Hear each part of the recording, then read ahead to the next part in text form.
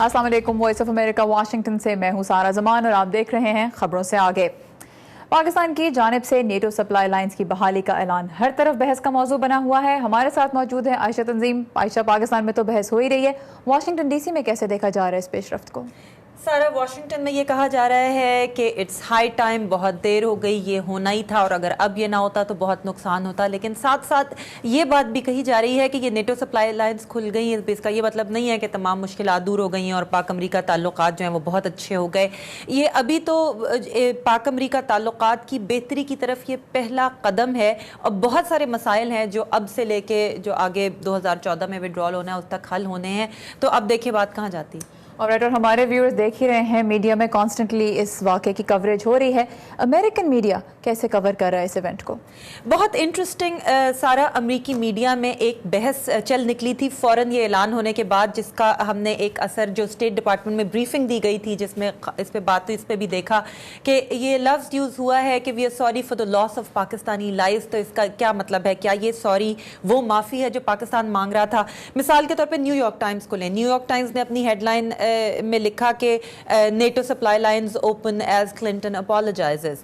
तो New York times ने इसको एज अपॉलजी लिया। इसी तरह वाशिंगटन पोस्ट ने अपने अखबार में इसको अपॉलजी के तौर पर लिखा हेडलाइन में। लेकिन जब CNN पे हमने देखा, जब इस पे बहस हुई तो उन्होंने कहा कि हाँ जी सॉरी किया है मगर माफ़ी नहीं मांगी।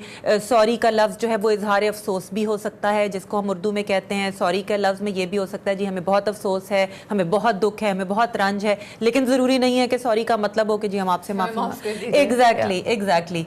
लेकिन ये कि पाकिस्तान ने इसको एक्सेप्ट किया है, जो कि सबसे अहम बात यही है कि अमेरिका ने एक और बहुत नेगोशिएशन के बाद इस मामले में जो बातचीत हुई है वो हिलरी क्लिंटन ने की पाकिस्तान के साथ। इससे पहले हमने देखा कि जब अफगानिस्तान में कुरान पाक की बेहुरमती का वाक़या हुआ, उसके अलावा एक अमेरिकन फ़ौजी ने जब निहत्थे शहरियों पर हमला किया, वो वाक़या हुआ। उसके बाद सदर ओबामा की जानिब से स्टेटमेंट्स आई, वाइट हाउस ने बात की। क्या इससे जाहिर होता है कि इस दफ़ा हिलरी क्लिंटन ने बात की लेकिन व्हाइट हाउस की तरफ से नहीं कुछ कहा गया? 2 words, इलेक्शन पॉलिटिक्स। पहली बात तो ये कि पाकिस्तान अमेरिका में जो नेगोशिएशन हो रही थी उसमें व्हाइट हाउस की तरफ से कोई भी बात कभी टेबल पे थी नहीं। उसकी वजह यह है कि अमेरिका में नवंबर में इलेक्शंस होने वाले हैं, इलेक्शन ईयर है, मुकाबला बहुत सख्त है।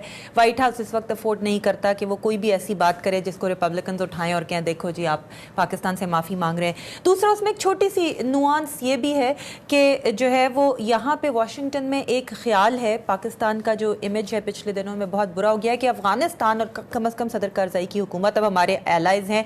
पाकिस्तान अब हमें पता नहीं कि हमारा एलाई है भी या नहीं, क्योंकि देखो हमारे रास्ते में रुकावटें डाल रहा है, ख़ासतौर पे हक्कानी नेटवर्क के बारे में और ये नेटो सप्लाई लाइन्स के बारे में।